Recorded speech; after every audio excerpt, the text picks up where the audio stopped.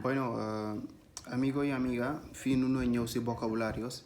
Estos vocabularios son muy importantes para aprenderlo. Vocabulario yu ngi nekk fii dafa am njariñ loolu nu xam ko koo xam ni dafay jàng espagnol o alguien que quiere aprender el wolof koo xam ni tamit dafa bëgg jàng wolof.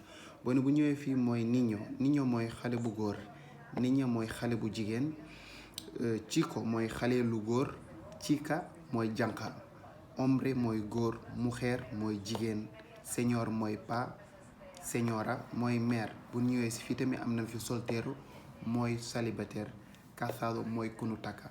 Bu ñëwee si fii tamit si fii amigo mooy xarit bu góor, amigo si es amiga mooy xarit bu jigéen, enemigo mooy noon bu góor, enemiga kon mooy noon bu jigéen, compañero mooy ki nga xam ni yéen ñaar a bokk liggéey ku góor ki compañero. Du fekkee jigéen nga bokk ak liggéey nag compañera lay nekk.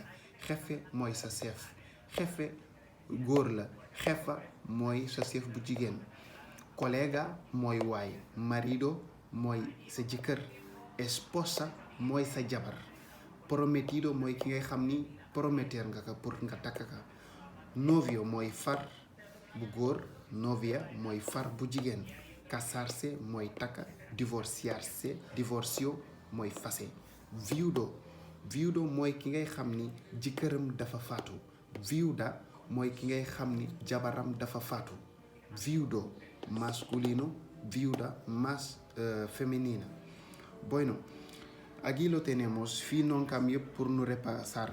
No es tanto minutos como 2 minutos.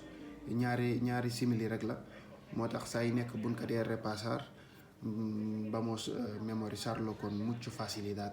Buñ ko dee repasser rek di ko nafaraat dinañ ko memory ni mu gën a yombi na. Ok, que tengáis un buen día. Chao.